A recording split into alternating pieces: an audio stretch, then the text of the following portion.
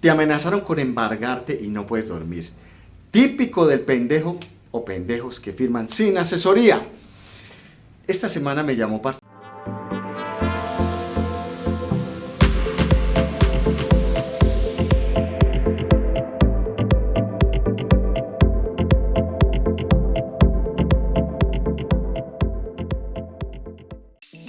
Atención, el video a continuación implica el conocimiento de figuras jurídicas y normas tales como la definición de obligación facultativa, la que es que tiene por objeto una cosa determinada pero concediéndose al deudor la facultad de pagar con esta cosa con otra que se designa. El artículo 1564 del Código Civil sobre la obligación, en caso de duda sobre si la obligación es alternativa o facultativa, se tendrá por alternativa. El artículo 1556 del Código Civil que define la obligación alternativa. La obligación alternativa es aquella por la cual se den varias cosas de tal manera que la ejecución de una de ellas se exonera la ejecución de otras. Artículo 1530, definición de obligaciones condicionales. Es obligación condicional la que depende de una condición, esto es de un acontecimiento futuro que puede suceder o no. La condición suspensiva y resolutoria. La condición se llama suspensiva si mientras no se cumple suspende la adquisición de un derecho, y resolutoria cuando por su cumplimiento se extingue un derecho. La exigibilidad de la obligación condicional. No puede exigirse el cumplimiento de la obligación condicional si no verificada la condición totalmente.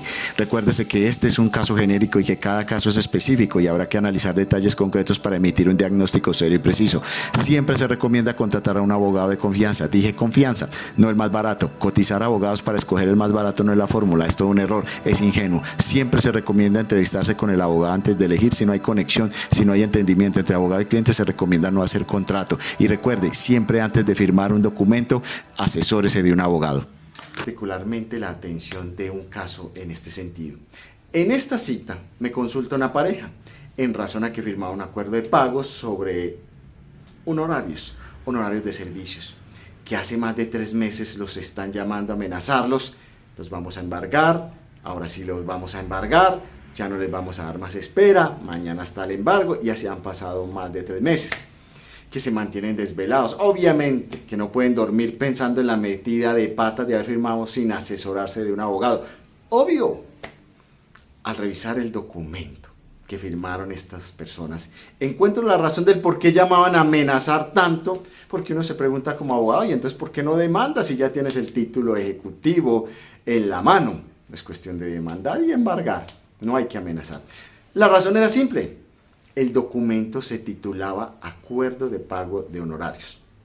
Al otorgar lectura a dicho documento, encontramos allí una suma cierta de más de 200 millones de pesos por pagar, una fecha de pago, y todo va con pinta de título ejecutivo. Cuando a uno lo van a embargar con un contrato o acuerdo es porque está redactado de forma tal que se asemeje a un cheque, a un pagaré. Es decir, debe constituir un título ejecutivo para poder presentar una demanda ejecutiva en un proceso ejecutivo y embargar. ¿Qué debe contener este título ejecutivo? Lo de siempre, una obligación clara, expresa y actualmente exigible. ¿Y qué le pasaba a este documento? Saliendo ya del paréntesis. Una de sus cláusulas establecía que el deudor pagaría los honorarios adeudados con la venta de 2 inmuebles. El documento no decía cuáles inmuebles, dónde estaban ubicados, no se decía nada.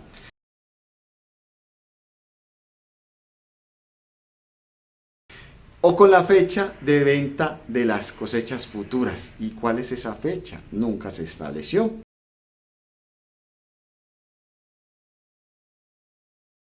¿Cuáles cosechas futuras? ¿Cuántas? Y que en todo caso el 15 de febrero de 2020.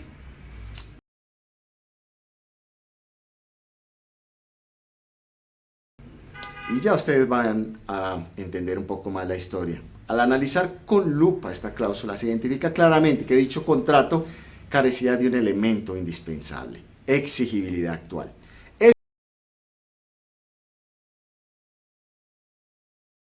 Esto debido a que estaba sujeto a condición. ¿Cuál condición? O mejor dicho, ¿cuáles condiciones?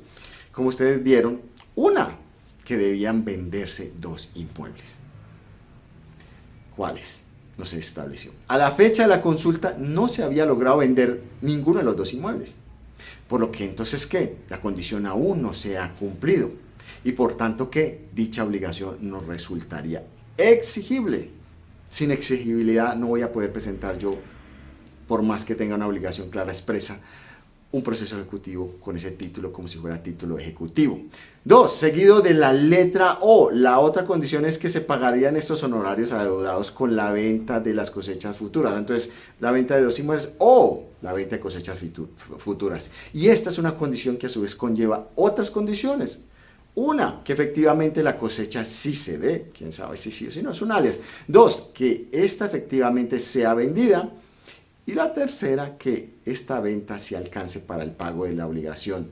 Además, se deja por allí en el entredicho cuántas cosechas serán a futuro, lo que sigue dejándose entonces en el terreno de la incertidumbre el cumplimiento de dicha obligación. Entonces, si yo fuera a demandar con ese contrato, no puedo ir a demandar el proceso ejecutivo, me toca en un proceso declarativo, porque está en discusión también la condición o las obligaciones condicionadas que establecen allí. Además de la letra O, se puede interpretar como que el deudor puede escoger entonces si paga con la venta de los inmuebles o si paga con la venta de las cosechas, dando vida así, entonces ya no a una condición, sino a varias condiciones. Y si no se han cumplido, ¿cómo va a haber exigibilidad? En resumen, ninguna de las dos condiciones generaba la exigibilidad actual de la obligación, ni dicho documento alcanzaba a constituir un título ejecutivo que pudiera otorgar la facultad de demandar y embargar, ahora sí, en proceso ejecutivo. Y esto en razón a que el documento contemplaba una obligación de pagar una suma de dinero, efectivamente, dependiendo del cumplimiento de estas varias condiciones que no se habían cumplido, no se habían llegado a cumplir esas condiciones. Y en el caso de pagar con las cosechas futuras, como vimos, esto implica un acontecimiento futuro que puede suceder o no, como lo establece por allá el artículo 1530 del Código Civil colombiano, lo que deja aún más el contrato en el terreno de la incertidumbre y mucho más alejado de la exigibilidad que se necesita para poder presentar proceso ejecutivo con mi título ejecutivo, este documento, convenio, contrato, acuerdo, y poder embargar. Entonces no hay ejecutabilidad actual y entonces no hay lugar a ese embargo. Y entonces, ¿qué lecciones quedan de todo esto? Primero, deja de firmar a la loca documentos como un pendejo. No firmes a la loca. Deja de ahorrar dinero. Los honorarios de una asesoría de un abogado, de tu abogado de confianza, cuestan lo de la gaseosa comparativamente con la afectación real de tu patrimonio y tu tranquilidad. Primero asesorarse y luego firmamos. No hay afán. Al otro día podemos tener ya un concepto de un abogado de confianza. Recuperar entonces el sueño es fácil. Consulta siempre un abogado de confianza antes y después de meter la pata si es que ya la metiste. Y para el caso del abogado, casa de herrero, cuchillo de palo. Los abogados suelen ser muy buenos para conseguir los resultados de sus clientes, pero muy pendejos a la hora de cobrar sus honorarios.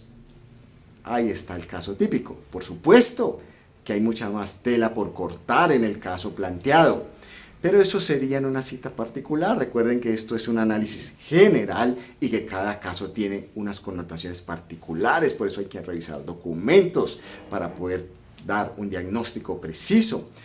Se requiere, como siempre, un abogado de confianza. No estén pensando, es que yo creo, es que tengo entendido, ese tipo de estupideces, que es como decir que todo se cura con limón. No.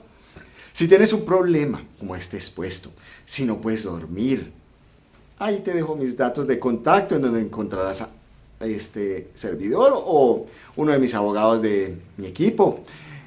Allí te ayudarán entonces a recobrar el sueño, sea yo o alguien de mi equipo. Mi nombre es Alex Valencia, como me conocen, director de litigio de este grupo Valencia Grajales Abogados. Soy especialista en Derecho Procesal. Mi experiencia es de más de 18 años en el litigio, 15 años como docente universitario, escritor, investigador jurídico y blogger.